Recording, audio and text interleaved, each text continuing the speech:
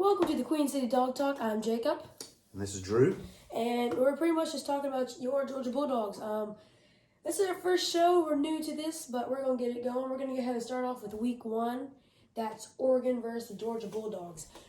In this show, we're going to talk about week 1, week 2 against Stanford, and then today is actually game day. Week 3, we are playing Gamecocks down there in South Carolina. Yeah, Columbia. Excited. William Bryce. Yeah, right? All right, let's go ahead and jump into week 1. Oregon 3, Georgia Bulldogs 49. Pretty stellar performance, I would say. That's a beat down, you know? Yeah. I'm not sure that anybody saw that coming.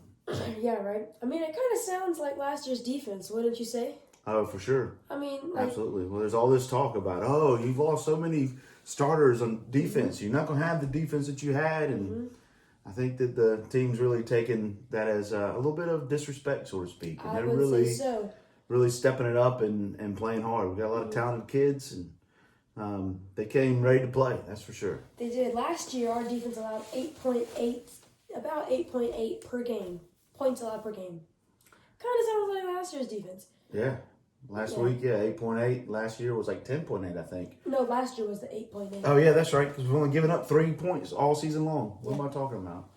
All right, so in one of Kirby's interview, he said, or someone asked him, what is it?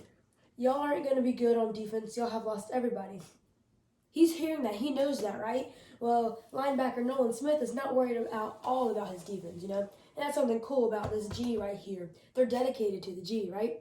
Which is so cool because they don't let that get to their hearts. They keep playing, you know, and that's what I love about this Georgia team. It's so cool, and they're strong. And, after, starting, second string, all that, it's deep and it's pretty strong throughout, wouldn't you say? I totally agree. I think that's one of the nice things and good things that Kirby's done. And one of his philosophies is make sure that people are playing, you know, so they're rotating kids in and out. You know, you've got a lot of good talented kids. You got good-hearted kids.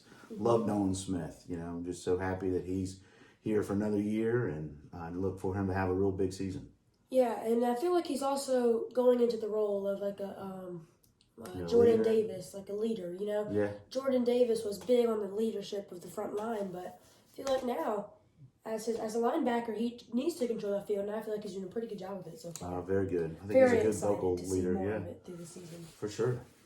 But on the offensive side, oh my gosh, that was a great game for offense. Once again, Oregon 3, Bulldogs 49. It was amazing. I loved it. Bowers is still looking strong and fast. Yep. I love that kid. He's so strong. He keeps going. Still looking good this season. Very much so. I was really happy to see that Darnell Washington's getting some more throws his way. I think that he's going to be just a great weapon. And to see a guy of his size leap over the defender and continue running. You talking about this play right here?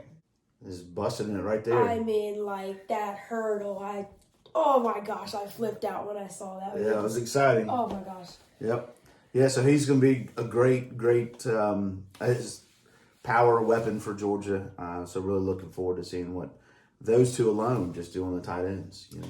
Someone else I want to watch out, I guess you could say a dynamic duo, Bennett and McIntosh. I mean, every time, let's say, you know how Bennett's game is slowing down. We'll talk about that in a little bit. But he's looking out. He sees McIntosh on the left side of that field. Let's say it's a 2nd and 6.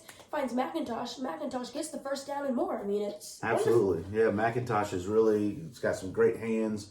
It's really a good weapon out of the backfield, and you know he can punish some defenders too. Those guys come up and try to take some licks. He's a good size. That's what I really want to look at. You know. Yeah. Yeah. But I want to hop into Stetson Bennett. I mean, I feel like, I don't know, he's definitely coming into more play. I mean, last year he was great, no doubt. But I feel like over this offseason, he's been training a lot more. He's been noticing a lot more things too, you know? Yeah, I think I read somewhere that Bennett said that the game's slowing down for him. So that's a really good sign. I think he's got a lot of confidence now, even more so than last year. He doesn't have JT Daniels looking over his shoulder, wondering, you know, if he's going to get the bench or what's going to happen. And so this is Stetson's team, and so far this year, it looks like you can definitely see that on the field. I mean, you can definitely see it over the past 15 seasons. Georgia is also the 3rd team in 15 seasons to score in the first 6 drives every time. So every time they have the ball, for the first 6 drives, they've scored. That's the pretty impressive. 3rd team in 15 seasons. That's pretty Says something impressive. a lot about that offense, you know. Yeah, it's exciting. They average around 9 yards a play. I mean, they're doing pretty good, I think. Yeah, I would say 9 so. yards a play, Yep, I would say so. going super fast. And we're going to jump back on defense. Kind of, what was it, 2 interceptions? Kind of felt like Ringo all over again, like this play right here. Oh, what? Starks got that interception, and he was totally turning his back. 24, right? Yep. 24. I mean, Yeah, oh my true gosh. freshman. What a player. What an athlete. I mean, it just reminded me of that Ringo. Wasn't Ringo a freshman? Yeah, he was redshirt freshman last year Yep. for the national championship. I mean, the minute he got that, and Kirby was saying, like, get down, but he stepped going. I mean, that's athleticism right there. And it reminded me of this play. And I got that same warm, excited feeling once I saw that play. I loved it. Yeah, it's great. 2 interceptions. And I would like to see more, but Christopher we're still doing it. Smith, man, I'm loving how he's just really come along in the last couple of years too, and he's a great safety. And here he is getting another pick, in the Oregon game. I believe he's the one who got the pick in the Clemson game to seal that to start off last season. So he's just a stellar player as well. I'm just really happy to have him in the backfield there for the DBs. Very much so. So that's all I have for you for Oregon. Do you have anything you want to add? I don't think so. Just really happy that Georgia came out focused and kept their composure and really played hard and got a good result. So I was really pleasantly surprised with that outcome. That's for sure. Once again, the score was Oregon 3, Bulldogs 49. And it reminded me of the Capital One Orange Bowl last year, and I loved it. Yeah. Such a cool story. One of those Pac-10 or Pac-12 or whoever they are. Who? Michigan? Michigan. There's a and Big Ten, and then you got Pac-12, Oregon. Well, those guys think they're so good. Then they come down south and they get smacked, and I love it. Just reminds me of those games every time. Well, that's all I have for y'all for the Oregon game. Once again, Oregon 3, Bulldogs 49. And we'll see you in 1 second talking about Stanford.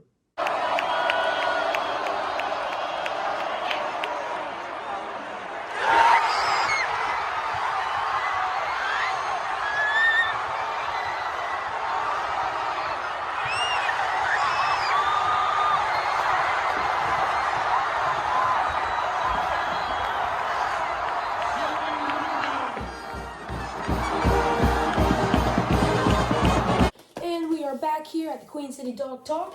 Before we get back into week 2 against Stanford, we're going to talk about a little bit of ACC and just some different upsets around this week. Yeah, Sunbelt really looked good this week. I was really happy and proud of Georgia Southern Eagles going in and actually finishing off the day by upsetting Nebraska in Nebraska. Got Scott Frost fired, so I guess you could say Nebraska defrosted. And then now you've got Texas A&M and App State rolling into what's the name of that place, Kyle Field or whatever, and Texas A&M, and the 12th man went down, so that was a huge upset. I mean it was crazy. I mean, they literally showed A&M's fans were leaving against the Sun Belt Conference. I mean, that just blew my mind.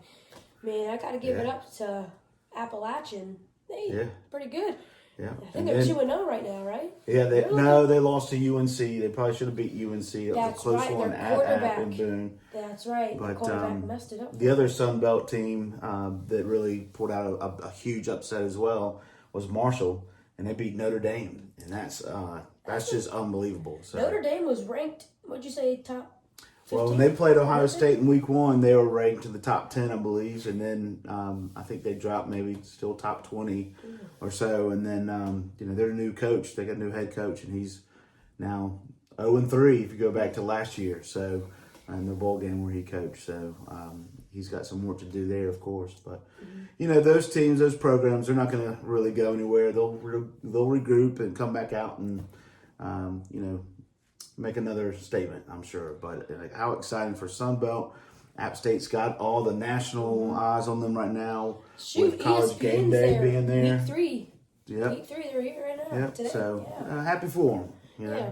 And that's the thing, though, that the worst thing about the Sun Belt is they have these good highs, and then it just starts to wave on, But that happens, Yeah, well, it just depends, They don't have necessarily all the depth that they can hang with these big guys like Georgia and Alabama's. And speaking of Alabama, I know, I'm kind of one of them to wave on out. Well, they went into Texas and they didn't really look all that sharp. Had 15 penalties, and a lot of talk about some penalties that were missed, and they just squeaked out of there with a 1-point win. So that's not a real good showing for Alabama. No. So they need to Well, something else that was a their good act together. showing was Nick Saban. I don't know if any of y'all have seen it or if you've seen it.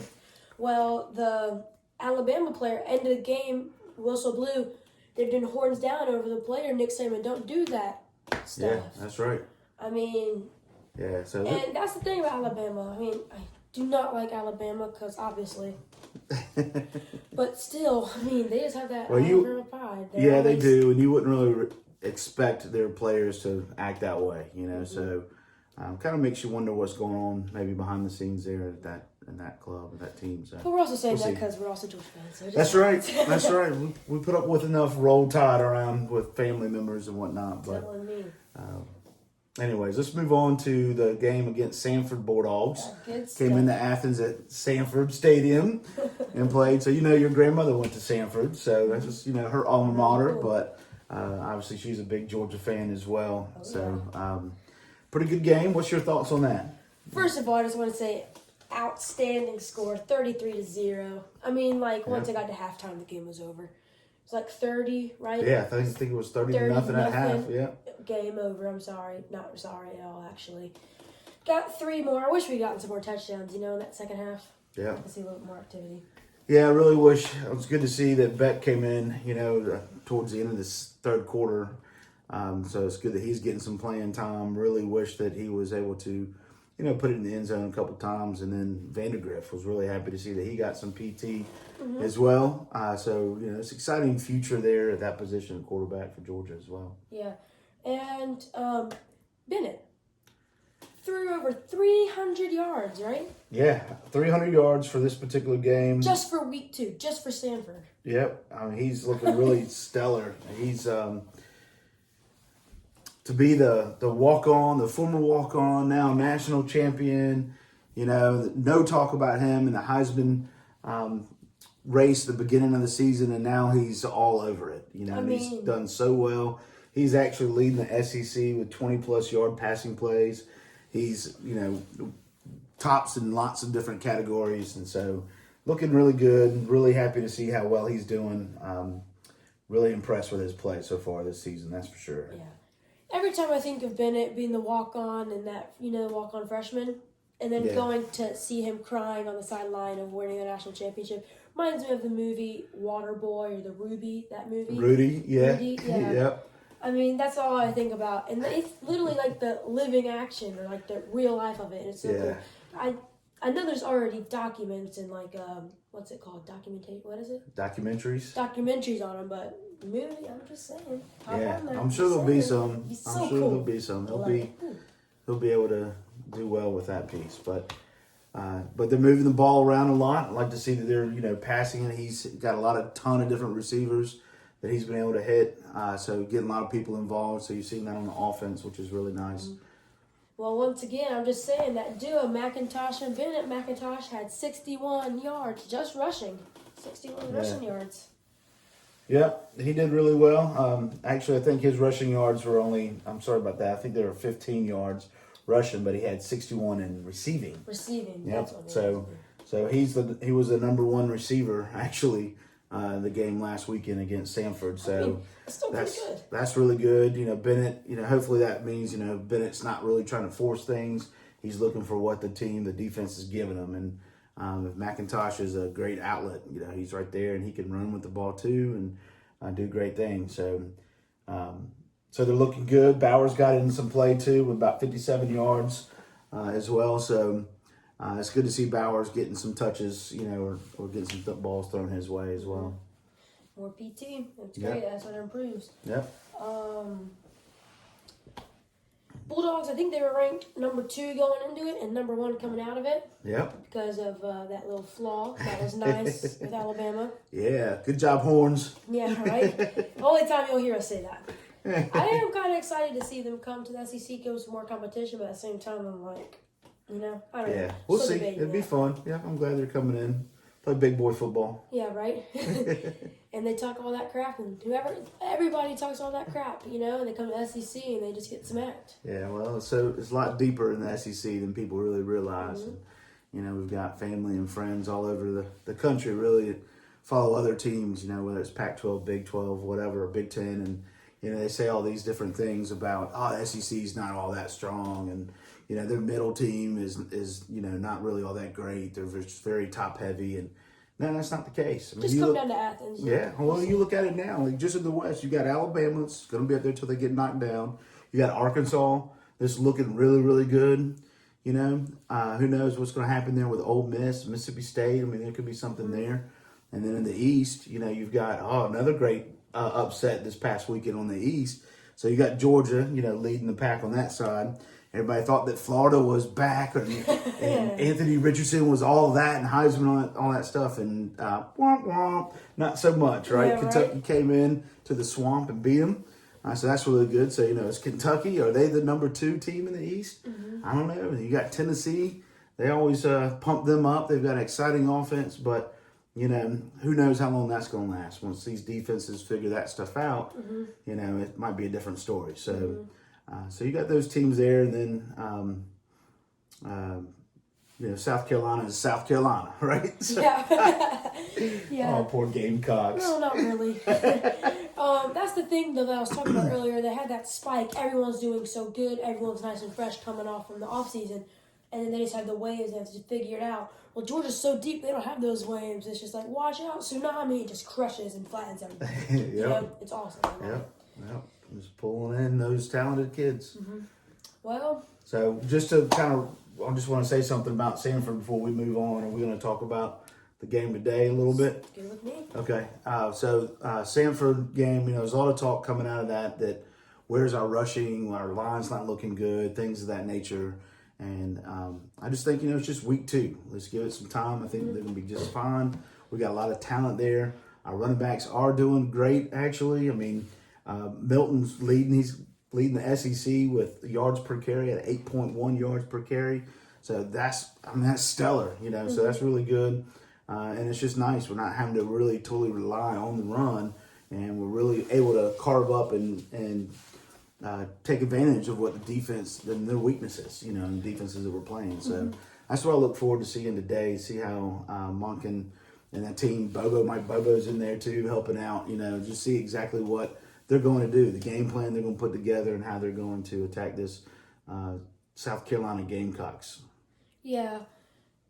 You know Kirby, he has tons of tricks up his sleeve. He's a great coach, and I think you never know. He's always working with them, you know. So I think over this practice, they're going to come in and they're going to look stellar. Those running backs are going to be faster. Those running backs are going to be more alert. They're going to have better plays. Bennett's going to find them. I feel like they're just going to drive downfield, you know. I hope so. I mean, South Carolina hasn't really done very well with stopping the run this year. Arkansas ran it all over them last week.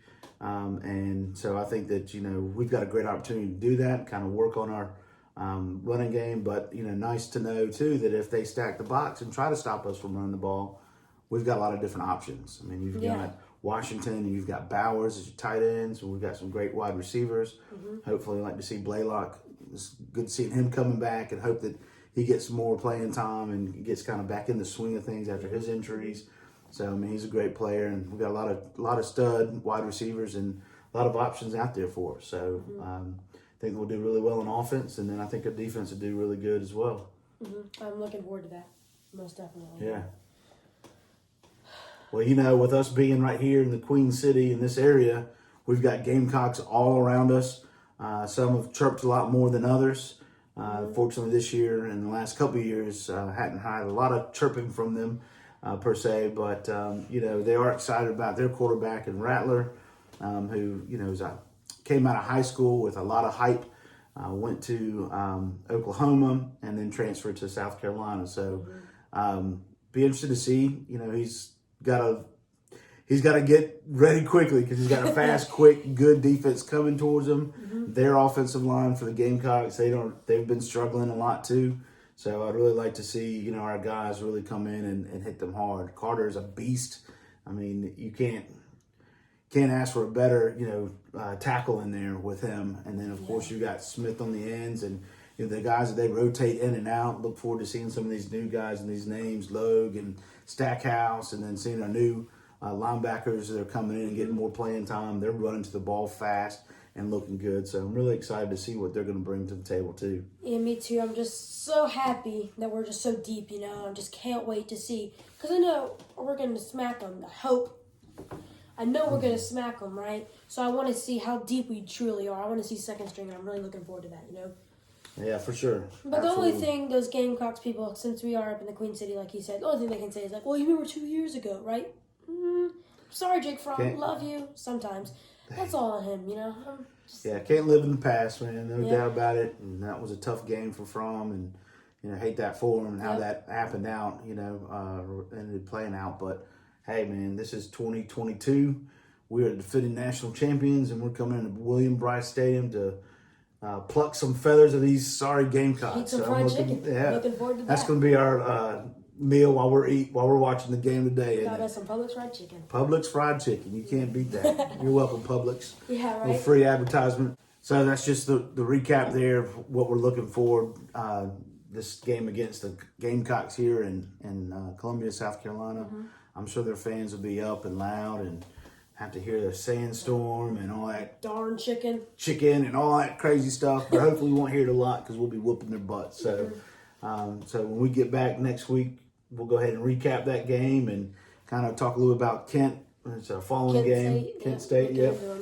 Yep, so that should be another beatdown. But anyways, looking forward to today's game and Most certainly. go from there, I guess. Yeah, so thank y'all again for watching the Queen City Dog Talk. It has been fun, and I hope y'all enjoyed our first show. And I'm just really looking for this week 3.